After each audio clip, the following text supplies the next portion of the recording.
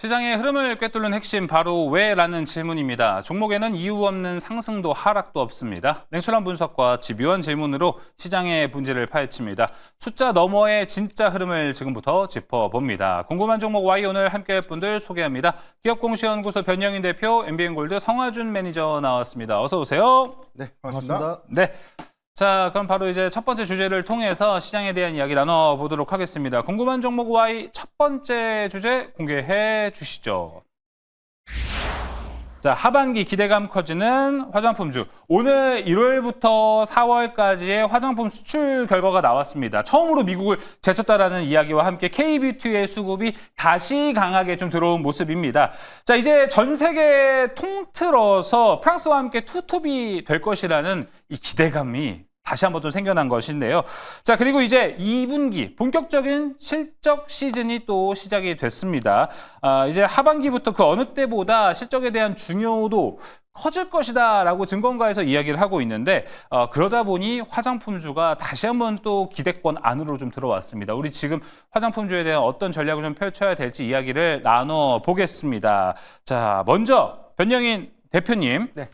또 걱정이 되는 거는 이런 겁니다. 화장품주들이 또 이렇게 이슈가 있어갖고 확 올려놨다가 기대감을 확 올려놨다가 들어갔더니 다시 또 가끔 조용해질 때가 있어요. 그러다 보니까 타이밍은 좀 많이 중요할 것 같은데 하반기 좀 어떻게 보세요? 이렇게 매출, 해외 매출 잘 나오고 있잖아요. 수출하는 만큼만 차트가 잘 나오면 너무 좋을 것 같은데 네. 이번 하반기는 진짜 좀 기대해도 좋을까요? 네. 우선 좀 화장품주의 경우에는 항상 좀 강조드렸던 부분이 수출 데이터가 좀 굉장히 중요하다라고 그렇죠. 말씀 좀 들어왔는데 일단 1월부터 4월까지 되는 누적 수출액이 미국을 좀 제치고 이런 추세라면 이 글로벌 수출액이 프랑스에 이어서 이제 한국이 두 번째 어떤 조미국가 좀 된다는 기대감들이 오늘 좀 반영이 됐는데 일단 지난 1분기 데이터에 대한 전체 수출 총량 그리고 이번에 4월과 5월, 6월 1일부터 20일까지에 대한 잠정 데이터까지에 대한 내용을 좀 확인해 보면 우선 뭐 1분기 대비해서 2분기의 신장 효과들은 어느 정도 좀 기대해 볼 수 있겠다라고 좀 볼 수가 있겠습니다. 다만 4월에서 5월을 좀 넘어오는 과정에서 5월달 월간 데이터로 보면 지난 1월 이후에 두 자릿수 이상 20%대 수출 증가 추이를 좀 보였는데 5월 데이터를 보면 한 9%대로 좀 감소했어요. 그 부분이 예. 한 자릿수에 대한 데이터가 좀 나오면서 6월 데이터가 굉장히 좀 중요해졌는데 일단 1일부터 20일치에 대한 잠정 데이터를 보면 26.2%가 좀 증가됐습니다. 그러니까 열흘 정도 남아있는 수치가 일단 7월 초 정도에 좀 반영이 돼서 좀 발표가 좀 될 것인데 이런 추이라면 20%대 성장세를 다시 한번 좀 회복하는 그런 부분들. 특히나 5월 달의 경우에는 황금 연휴 같은 그런 일정들 때문에 사실 뭐 조업일수가 좀 감소됐던 그런 영향들도 일부 좀 반영됐던 그런 부분들을 좀 차치하더라도 일단 1분기에 이어서 2분기의 기대감들은 재차 좀 이어갈 수 있지 않을까.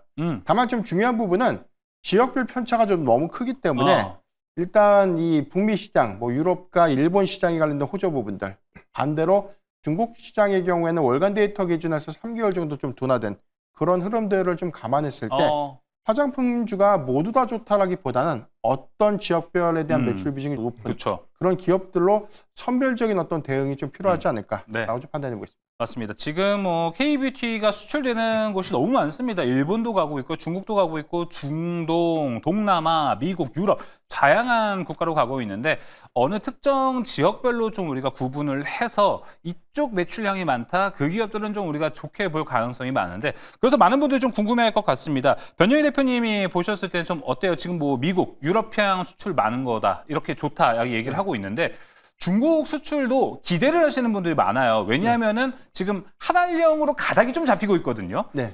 중국 쪽은요, 이 기대감을 지금 줄 수 있는 타이밍입니까? 하지만 그럼에도 불구하고 기존에 말씀하셨던 미국, 유럽이 현재는 더 이점이 많습니까?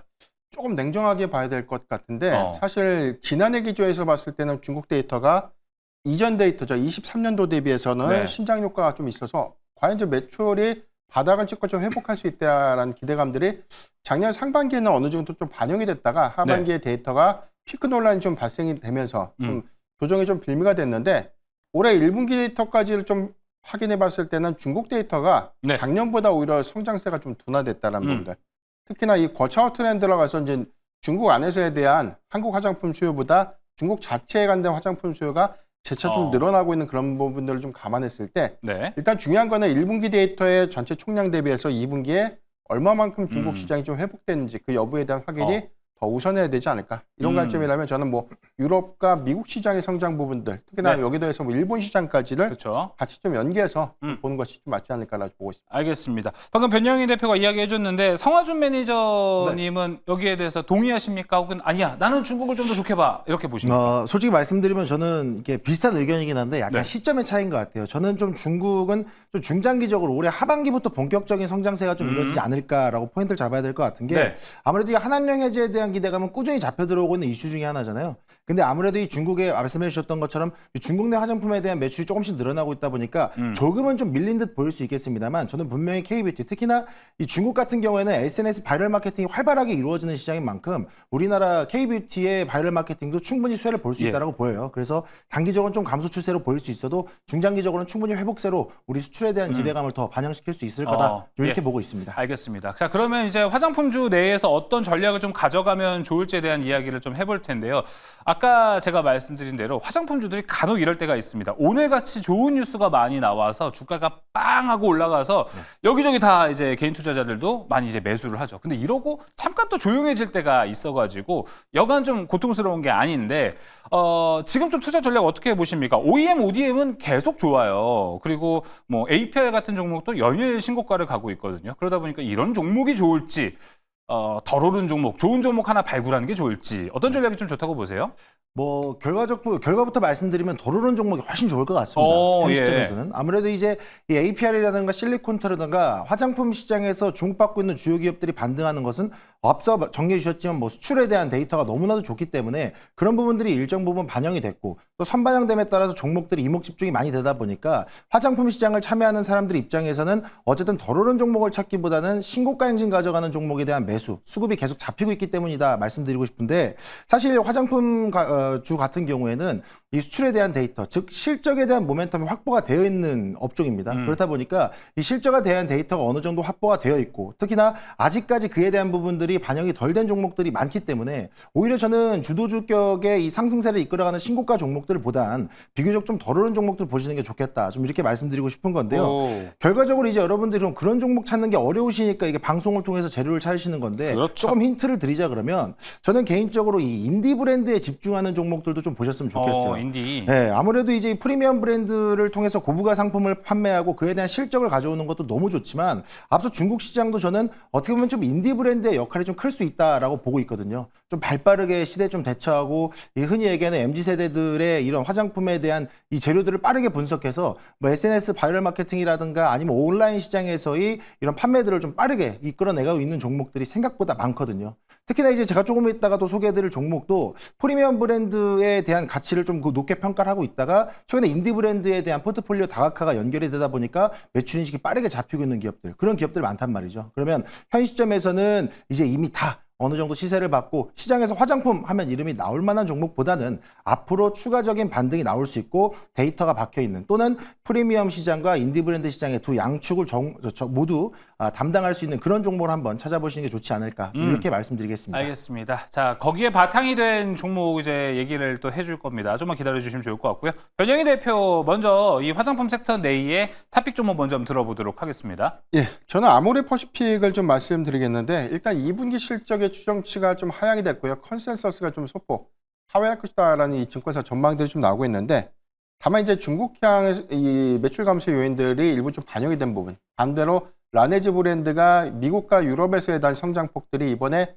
일부 좀 반영되는 효과라면 이익 훼손 우려감들이 일부 좀 상쇄가 좀 되지 않을까라고 좀 판단되고 있습니다. 네. 단기적인 일정 모멘텀 관점에서 7월 8일 아마존 프라임데이를 좀 앞두고 있는데 지난해 랭커를 좀 보면 일단 이 뷰티 부분 그리고 퍼스널 케어 부분에서 1등에서 3위까지가 모두 라네즈, 코스알엑스 제품으로 좀 선점이 좀 됐죠. 그렇죠. 이전 데이터는 1등부터 5등까지 모두 다 선점했다는 과정에서 보면 북미 시장의 높은 인지도를 좀 바탕으로 해서 이번에도 흥행 기조를 좀 더 유지할 수 있는 그런 가능성이 좀 높지 않을까라고 좀 볼 수 있기 때문에 아모레퍼시픽이 아마존 프라임데이 빅딜을 좀 앞둔 그런 어떤 단기적인 어떤 수급을 좀 가져갈 수 있지 않을까라고 좀 판단해 볼게요. 저는 이 단기적인 목표가로는 한 15만 6천 원 구간 그리고 손절가 12만 5천 원을 제시해 드리겠습니다. 네, 아모레퍼시픽 이야기했고요. 자, 이어서 성화준 매니저는요. 네. 저도 아모레퍼시픽을 좀 말씀드려야 될 것 같습니다. 인디가 아니고? 네, 그렇습니다. 사실 이게 아모레퍼시픽을 제가 말씀드리고 싶은 이유가 네. 방금 말씀드렸던 이 프리미엄 시장과 인디 브랜드 시장을 두 개 다 잡을 수 있는 기업을 한번 노크해 보시라라고 그렇군요. 말씀드리는 건데 네. 사실 이제 방금 말씀해 주셨던 것처럼 이 아모레퍼시픽이라고 하면 뭐 설화수라든가 헤라 워낙에 또 프리미엄 브랜드들에 대한 인기가 많은 기업이죠. 그렇다 보니까 아무래도 프리미엄 브랜드의 성장이 계속 아모레퍼시픽의 주가를 좀 단단하게 지지해 왔던 상황인데 이 최근에 아모레퍼시픽이 이 메라라든가 인디 브랜드들에 대한 런칭 그리고 그를 통한 이 동남아 시장, 일본 시장 요쪽에 또 공략하는 부분들이 맞아 떨어지고 이해가 이런 내용들이 또 매출로 인식되는 경우들이 상당히 좀 계속 진전이 되고 있다 보니까 저는 오히려 아모레퍼시픽이 오히려 이렇게 투자 전략과 시장 전략을 이렇게 프리미엄과 인디 브랜드 양축을 가져가는 부분에 있어서는 저는 앞으로 또 기대해 볼 만한 포인트들이 좀 많을 것 같다라는 포지션을 좀 보시면 될 것 같고요. 또 추가적으로는 제가 아까 중국 시장에 대한 기대감을 조금 더 중장기적으로 놓고 보자 그렇죠. 말씀드렸는데 사실 아모레퍼시픽은 한때 매출의 뭐 절반 이상이 중국 시장의 그러니까요. 매출이었다 보니까 이 중국 시장에 대한 신뢰도와 인지도가 상당히 높은 기업이란 말이죠. 그러면 중국 시장의 한한령 해제로 인한 이 K뷰티에 대한 문이 다시 열린다라 그러면 아모레퍼시픽의 중국 시장의 실적 성장이 추가적인 또 이 상승의 요인으로 좀 작용될 수 있다라는 포인트에서 한번 좀 보시면 좋을 것 같습니다. 그래서 목표가는 저는 14만 원 선 좀 단기 대응해 드리도록 하겠고요. 손절가는 같은 의견입니다. 12만 5천 원 선 보시면 될 것 같습니다. 네, 알겠습니다. 자, 아모레퍼시픽 목표가를 일단 14만 원으로 성화준 매니저 잡았거든요. 둘이 일단 같은 종목을 갖고 왔는데 또 묘하게 목표가는 다르다는 거. 제가 알기로 지금 변영희 대표님이 15만 6천 원의 목표가를 알려주셨거든요. 조금 더 높이 잡았습니다. 성화준 매니저님 목표가 너무 짧은 거 아니에요? 사실 이게 제가 최근에 이렇게 TV 방송 통해서 많은 분들 뵙고 이렇게 방송을 하다 보니까 생각보다 목표가를 짧게 잡아가면서 계속 AS 해주는 게 또 좋더라고요. 그래서 이번에 조금 짧게 잡고. 알겠습니다. 네. 일단 지금 보고 14만 원 이후에 또 성화준 매니저와 아모레퍼시픽 이야기 나눠보도록 하겠습니다. 자, 그럼 첫 번째 궁금한 종목 와인 여기서 마무리하겠고요. 두 번째 주제로 넘어가겠습니다. 두 번째 주제 열어주시죠. 오늘 SK이노베이션 보고 놀라셨을 겁니다. 애프터마켓에서는 상한가를 갔습니다. 저 SK이노베이션 상한가 거의 처음 본 것 같은데요. 자, 여기에 대한 이야기 나눠보겠습니다. 오늘 시장의 특이한 현상, 기현상이 발생했습니다. 본장에서는 25%, 애프터마켓은 상한가까지 간 모습. 상승에는 오늘 한 두 가지 정도 이유가 좀 나오고 있습니다. 두 가지. 첫 번째는 하나투자증권에서 오늘 리포트가 나왔습니다. 3분기부터 이익 실현에 대한 가능성이 높아진다. 이런 리포트를 내면서 지금 이제 3분기가 시작됐다 보니까 주가는 좀 앞서가지 않습니까? 현재로서는 좀 괜찮을 수 있다라는 평이 있었습니다. 자, 근데 여러분 이 리포트 하나로 SK이노베이션이 애프터마켓 상한가까지 갈 수 있었을까요? 일단 오늘 시장에서는 두 번째 이유를 한 유튜버의 이 방송 이야기를 좀 하고 있습니다. 그래서 가치주로 SK이노베이션을 얘기했는데 SK이노베이션을 뭐 좋게 보는 이유 첫 번째는 2차 전지의 기업 중에서 저평가 기업이다. 그리고 좋은 소식이 있는데 이게 지금 시장에 부각이 되지 않았다. 이런 얘기도 하고 있고 또 한 가지는 SMR에 관련된 모멘텀이 좀 있다라는 이야기까지 나오면서 SK이노베이션 이 두 가지 요인들이 좀 시너지가 되면서 오늘 가격이 올라간 것 아닐까 이런 이야기가 있습니다. 자, 그러다 보니까 아직 좀 이 SK이노베이션을 보고 오늘만 보면 안 될 것 같다는 생각이 들어서 주제를 좀 준비해 봤습니다. 자, 변영희 대표님. 네. 일단 대표님은 오늘 SK이노베이션의 이 급등 현상을 좀 어떻게 보셨어요? 사실 오늘 과수급이다라고 좀 결론을 좀 내리고 싶은데 일단 오늘 뭐 전반적인 실적 개선 기대감들을 좀 차치하더라도 정유주들의 상승폭들이 그렇게 좀 높지 않았다. 얘만 올랐잖아요. 그렇죠. 그리고 네. 뭐 여기 대해서 뭐 2차 전지 섹터에 관련된 개별 요인들을 좀 부각시킨다고 하더라도 다른 배터리셀 3사의 어떤 주가 반영치와도 굉장히 좀 대비된 요인들이기 때문에 앞서 이제 앵커님께서 이제 언급했던 다수의 요인들이 좀 복합적으로 좀 작용하지 않았을까라고 저도 개인적으로 좀 추론을 해보시겠고요. 네. 일단 2분기 실적 전망치가 일단 컨센 대비해서 좀 하위가 좀 예상되고 있는데 지난 1분기의 경우에는 배터리셀 사업 부분에 대한 만성 적자도 확인이 좀 됐지만 정제 마진이 계속 악화됐던 부분들 이 부분이 실적의 어떤 우려 요인들이 좀 됐었고요. 작년에 SK E&S 합병 이후에 일단 자산이라든가 이런 부분들이 굉장히 좀 늘어난 가치 대비해서 이 2차 전지에 관련된 어떤 노이즈 이슈가 SK이노베이션으로 하여금은 뭐 다소 저평가 논란이 좀 끊임없이 좀 제기됐던 측면들이 오늘 수급으로 인한 어떤 이 유입 효과들을 긍정적으로 좀 가져가지 않았나.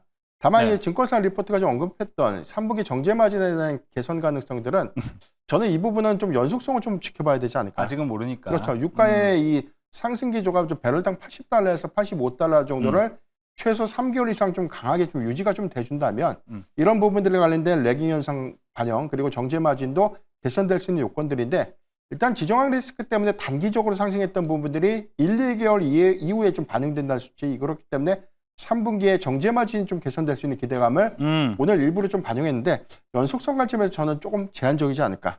다만 현재 수급은 다른 논리로 좀 설명되지 않는 추가적인 어떤 이 기대 요인들이 좀 내포하고 있다는 것이기 때문에 주가의 연속성은 당분간은 좀 개별적으로 좀 이어질 수 있지 않을까라고 좀 표현드리겠습니다. 알겠습니다.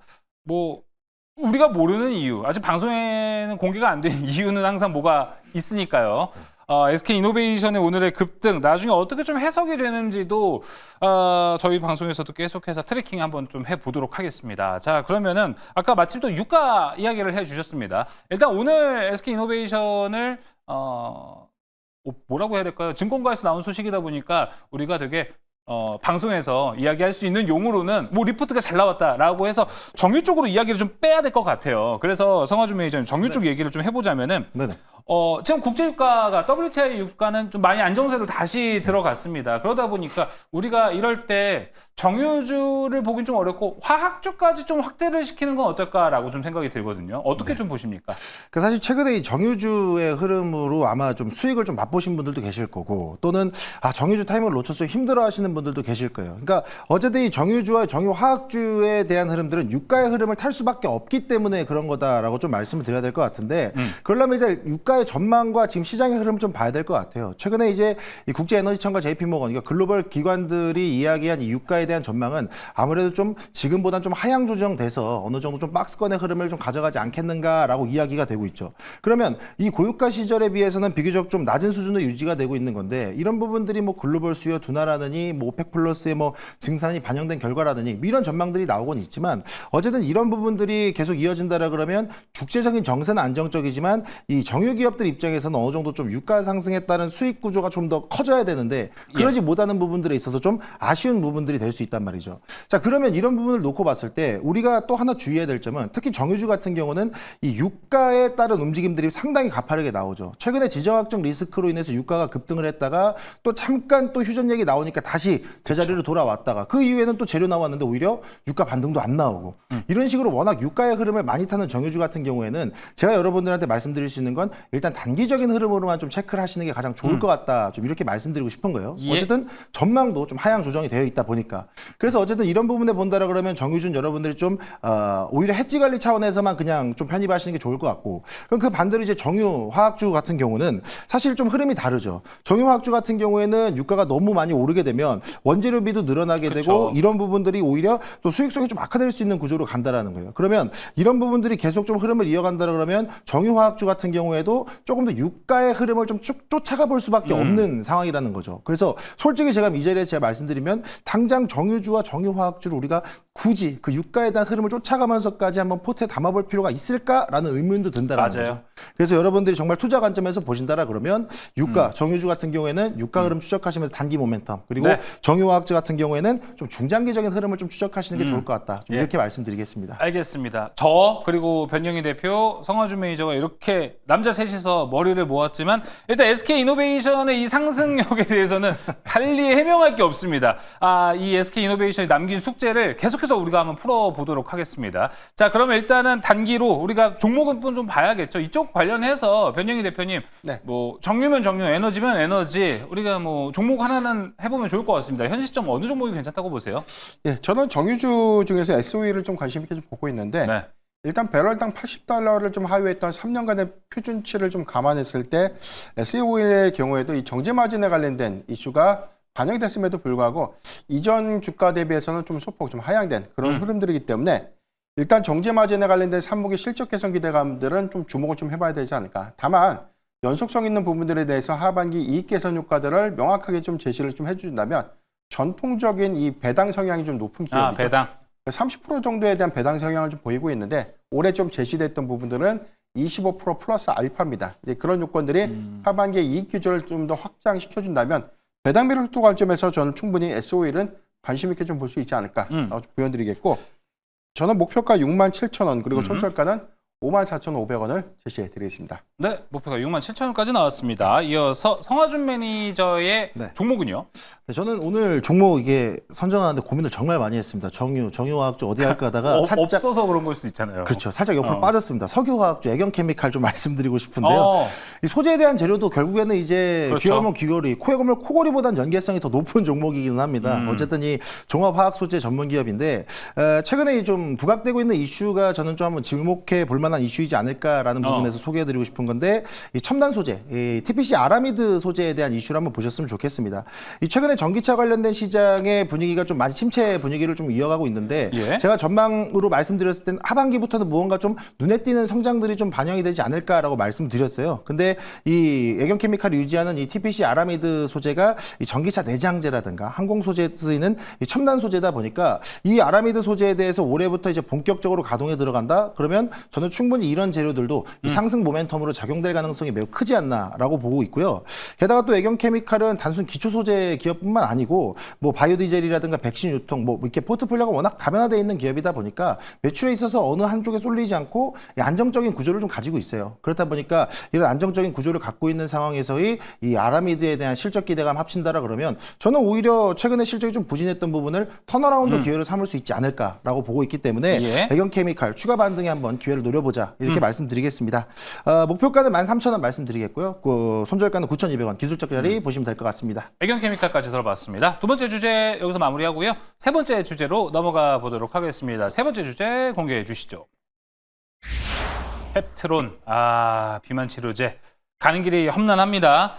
얼마 전에 일라이릴리가 카모루스와 계약 체결했던 소식에 펩트론이 하한가를 갔는데요. 그 하한가 갔던 주가가 다 회복하기도 전에 오늘 또 악재가 하나 나왔습니다. 영국 보건당국에서 이제 비만 치료제에 대한 급성 췌장염 부작용 조사에 들어갔다라는 건데 이 조사에 펩트론과 협력을 하는 일라이릴리 제파우드가 포함이 됐습니다. 그러다 보니까 펩트론이 다시 한 번 더 주가의 하락세를 맞았고 펩트론 내려가다 보니까 국내 비만 치료제 관련주들도 같이 좀 하락하는 모습을 보여줬습니다. 변영희 대표님 보셨을 때 펩트론 참 짧은 시간인데 노이즈가 너무 많습니다. 기술 이전까지 가는 길 너무 험난한데요. 네. 조금 냉정하게 좀 말씀을 좀 드리면 오늘 네. 뭐 영국발 노이즈 때문에 장중 21% 정도 좀 하락했던 부분들. 맞습니다. 만약에 이제 일단 기술력에 관련된 기대감들이라든가 성과 좀 확인했다면 오늘 이렇게까지 좀 밀릴 수 있는 결과는 좀 아니었다라고 좀 생각이 좀 들고 있는데 일단 전체적으로 이 보는 시각이 펩트론이 보유하고 있는 스마트 대포 장기 지속형 약물 전달 플랫폼에 관련된 기대치는 굉장히 좀 높아진 그런 모습이지만 일라이리가 실질적으로 좀 카모루스와 좀 계약했던 세부적인 내용들을 감안했을 때 이 부분은 뭐 GLP-1을 좀 기반으로 했던 핵심 파이프라인 4종에 대해서 장기 지속형 기술을 적용해서 이 라이선스 아웃을 좀 한 것이거든요. 이 부분이 과연 앞으로 일라이릴리가 이 펩트론과에 대한 이 스마트 대포 기술을 도입해서 과연 이제 임상으로서에 대한 3세대 약물로 좀 고도화를 좀 시킬 수 있는가 이 부분이 좀 중요한 관건이 좀 될 것 같은데 일단 중요한 것은 이런 기대감들이 재차 주가에 좀 저는 상당히 좀 많이 반영이 됐다고 볼 수가 있겠고 기술 평가 플랫폼 안에서 지금 일라이릴리와 협업은 재차 좀 지속을 좀 하고 있는 그런 상태지만 중요한 건 앞으로 보여줘야 될 뭐 스마트 대포의 명확한 임상 성과라든가 라이선스 아웃이라는 어떤 기술 성과에 관련된 어떤 이런 입증들이 좀 더 중요한 포인트가 좀 되지 않나라고 볼 수가 있겠고요.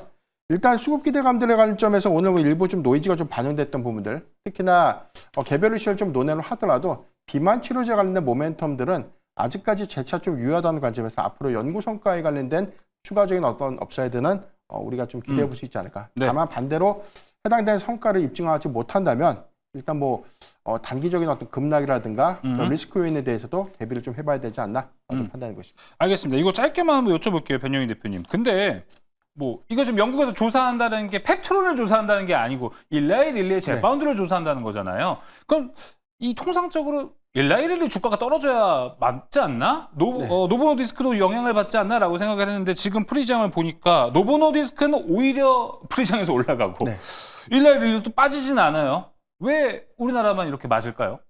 사실 영국에서 지금 뭐 급성 췌장염에 관련된 부분들을 뭐 조사한다. 이 부분은 사실상 비만 치료제 부작용 중에 대표적인 한 품목입니다. 여기도 해서 뭐 구토라든가 뭐 고열을 좀 음. 동반하는 그런 어떤 이상 현상들에 관련해서 뭐 부작용 요건들로 다 명기가 좀 돼 있던 부분들이기 때문에 이게 마치 좀 현실화가 좀 된 것처럼 시장이 좀 오인을 했던 차이가 좀 있겠고요. 두 번째는 미국의 경우에서 특히나 뭐 일라일릴리의 경우는 현재 2세대 약물이죠. 그래서 네. 3세대 약물로 지금 기술 고도화를 현재 추진하는 과정인데 냉정하게 한국 시장의 경우에는 아직까지 1세대에 대한 어떤 비교 약물도 내놓지 못하고 있는 그런 예. 냉정한 현실도 일부 좀 반영되지 않나. 기술 발전의 좀 차이라고 봐야 될 것 같습니다. 자, 그럼 앞서 이야기를 쫙 들어봤습니다. 성화준 매니저가 바라봤을 때는 네. 이제 여름이거든요. 사실 여름이다 뭐다 해서 비만 치료제 기대감 높은데 네네. 좀 아까 변영희 대표는 좋게 얘기를 좀 해주셨습니다. 그래도 우리가 노려볼 만하다. 네. 매니저님 생각은 어떠세요? 저도 똑같습니다. 그래도 노려볼 만하다. 특히나 뭐 여름철 특수에 대한 분위기가 뭐 오늘 반등했던 뭐 에어컨이라든가 선풍기 이런 종목들처럼 단기 모멘텀이 작용되지는 않겠지만 좀 더 중장기로 본다라 그러면 비만 치료제, 특히나 글로벌 시장에서 이 폭발적인 성장이 이어지고 있기 때문에 우리나라 시장도 이에 대한 수혜를 충분히 받을 수 있다라고 저는 생각을 하고 있습니다. 뭐 특히 이제 최근 미국에서 비만을 좀 질병으로 분류하고 보험 적용이 해야 된다라는 부분에 있어서도 이 법안이 발의됐다라는 이슈. 이게 만약 통과가 된다라 그러면 비만 치료제 시장의 성장은 더욱더 급성장할 수 있다라는 거죠. 그럼 우리나라 시장에서 이에 대한 얘기가 없느냐? 똑같이 나오고 있죠. 그렇다 보니까 우리나라도 이 국내 이 제약사들이 발빠르게 지금 이 신약 개발에 좀 흐름을 좀 이어가고 있다라는 점을 좀 보시면 좋을 것 같습니다. 네. 그래서 지금 입장에서 충분히 여러분들이 중장기적인 흐름으로 비만 치료제 보셔도 좋다 말씀드리겠습니다. 알겠습니다. 자, 그럼 비만 치료제 내 탑픽 종목도 좀 들어보도록 하겠습니다. 시간 관계상 종목명, 가격 전략 짧게 설명도 있으시다면 말씀해 주셔도 좋습니다. 변영희 대표님. 예, 저는 올릭스를 좀 말씀드리면 올릭스. 예, 고점 대비해서는 낙폭이 좀 단기적으로 좀 컸고요. 그렇죠. 기존의 2세대 GLP-1 계열과 좀 다른 양상에 대한 비만 치료제 모멘텀 네. 주목해보자라고 좀 말씀드리겠습니다. 목표가 45,500원, 손절가는 29,000원을 제시드리겠습니다. 올릭스 가격 전략 들어봤고요. 이어서 성화준 매니저님. 네, 저는 유통 기업입니다. 블루엠텍 말씀드리도록 하겠습니다. 뭐 위고비 유통에 있어서 독점적인 성장을 하고 있고 실적 턴어라운드 구간에서는 충분히 재차 단기 모멘텀 흐름으로라도 반등이 나올 수 있는 종목이다. 상당히 좀 많이 눌려 있는 과정이기 때문에 현재 입장에서는 여러분들이 비만 치료제 유통 관련주 블루엠텍 보셨으면 좋겠고요. 저도 목표가 6,500원, 그 손절가 4,200원 보시면 좋을 것 같습니다. 네, 블루엠텍까지 이야기 들어봤습니다. 성화준 매니저님 시장이 오늘 잠깐 뭔가 분위기가 이러다 보니까 항상 뭐 저희가 일희일비하지만 네. 뭔가 믿음이 좀 약해지려고 합니다. 이러다 보니까 뭔가 필요한 인사이트 또 좋은 정보 있으면 좋을 것 같은데 어디로 가면 좋을까요? 네, 8시 반, 10분 뒤 40분부터 좀 출발할까 하는데요. 유튜브 검색창에 성화준 검색하고 네. 입장하시면요. 3분기 시작입니다. 6월 달에 상승장에 내 계좌가 맛을 보지 못했다 하시는 분들은요. 입장하시고 본격적으로 정책과 관세 수혜주에 대한 사이클 시작될 걸로 보고 있습니다. 관련해서 많은 내용들 풀어드리겠습니다. 8시 40분 수정이 됐네요. 자, 8시 40분 성화준 매니저의 무료 방송 많은 관심 바라겠습니다. 궁금한 종목 Y 여기서 마무리합니다. 변영희 대표, 성화준 매니저 함께했습니다. 오늘 말씀 고맙습니다.